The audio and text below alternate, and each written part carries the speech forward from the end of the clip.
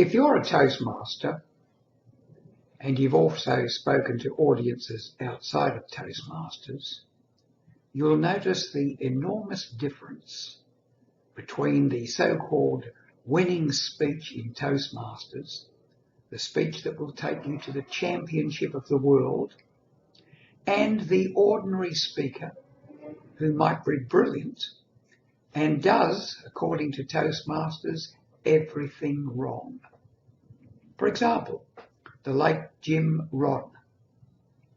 No body language particularly, leaned on the lectern, didn't bother about anything other than the content of the speech, and yet was riveting, brilliant.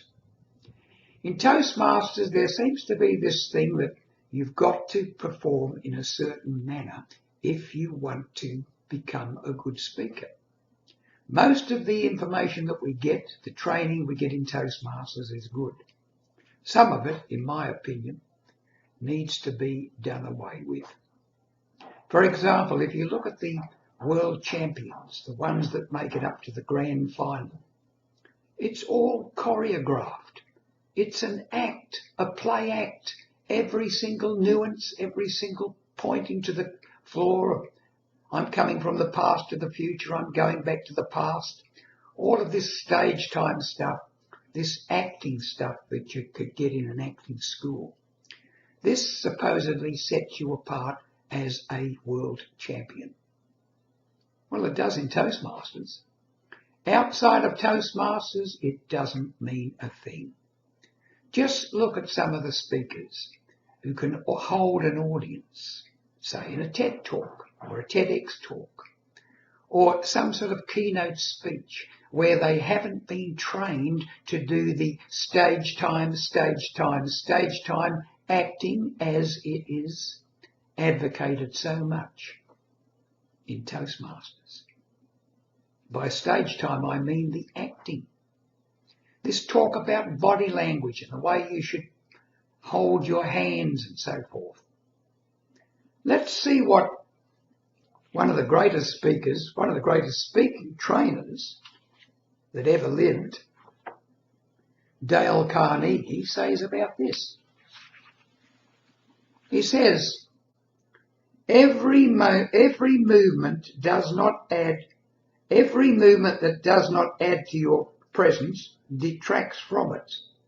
There are no neutral movements, none. So stand still and control yourself physically, and that will give you an impression of mental control, of poise. Now he's talking about when you come up before the audience, before you start your presentation. Then he continues. After you have risen to address your audience, do not be in a hurry to begin. Look over your audience for a moment. And if there is a noise or disturbance, pause until it quietens down.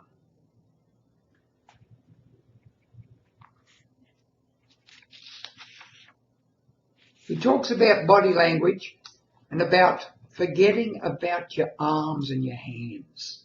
Just let them lie at your sides. This is the normal way to do when we're talking to someone. And from that position, your hands will come up and gesture naturally, as it does in your normal conversation with other people. And if you're getting passionate, your arms will flail around a bit more. This is only natural. The gesture's natural to you, nothing rehearsed. Once you start rehearsing those body language things, you've got your mind half on them. And you might say, well, they automatically come about.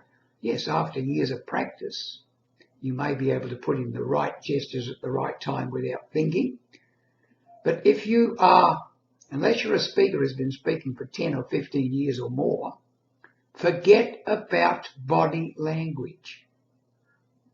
Your job is to present the message or the story the idea which you want to convey to the audience. All the theatrics in the world don't really make it better. It might enable you to win a prize in Toastmasters, but as far as winning an audience outside of Toastmasters, be natural. Be natural. Be yourself.